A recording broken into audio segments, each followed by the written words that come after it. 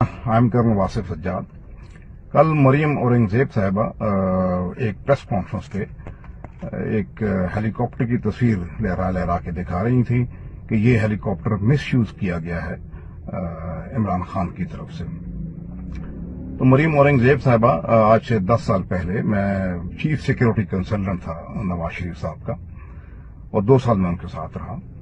तो उस वक्त नवाज शरीफ साहब सऊदी अरब से वापस आए थे। ही वॉज मिस्टर नोबडी, लेकिन वो अपने तमाम निजी और सियासी दौरों पे चीफ मिनिस्टर शहबाज शरीफ साहब का हेलीकॉप्टर इस्तेमाल करते थे और इस तवातर से इस्तेमाल करते थे कि एक मर्तबा तो मरी में जब उनका दिल ललचाया तो पिंडी से खाना हेलीकॉप्टर पे मरी आया।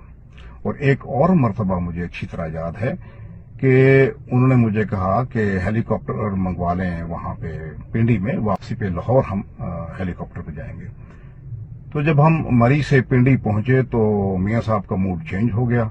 उन्होंने कहा जी कि नहीं, हम बाई रोड वापस जाएंगे। उससे मैंने कहा जी कि सर हेलीकॉप्टर जो है वो यहाँ पर पिंडी में खड़ा हुआ है। तो उन्होंने उस पर फरमाया जी उन्हें वापस भेज दो। तो ये उनके तौर तरीके थे। और जब ये हेलीकॉप्टर जो थे वो उसका जो आर्स पूरे हो गए, वो फ्लाइंग आर्स जो होते हैं वो खत्म हो गए, तो उसके बाद फिर वो मंशा का जहाज इस्तेमाल किया करते थे। मुझे याद है कि मेरी बेटी जब नष्ट में थी तो उनकी ग्रेजुएशन के ऊपर मंशा को एज चीफ गेस्ट बुलाया गया और मंशा ने बच्चों को ये बताया कि मैंने आज तक किसी को रिश्वत नहीं दी है और ना किसी से ली है। तो मेरी बेटी ने मुझसे पूछा तो मैंने कहा बेटा ये रिश्वत नहीं देते, ये जहाज दे देते हैं। और बात सिर्फ इतनी नहीं है, सिर्फ कहने का मकसद ये है मरीम औरंगजेब साहिबा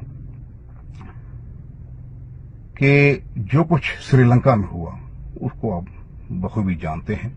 जो अवाम ने उनके पॉलिटिशियंस का हाल किया, जबकि यही जो ये खानदान है एक पॉलिटिशियंस का हाल किया, जबकि यही जो ये खानदान है एक खानदान के 9 से 10 आदमी जो थे वो हुकूमत में थे। उनका प्राइम मिनिस्टर, उनका प्रेसिडेंट और सारे के सारे वो रिश्तेदार थे।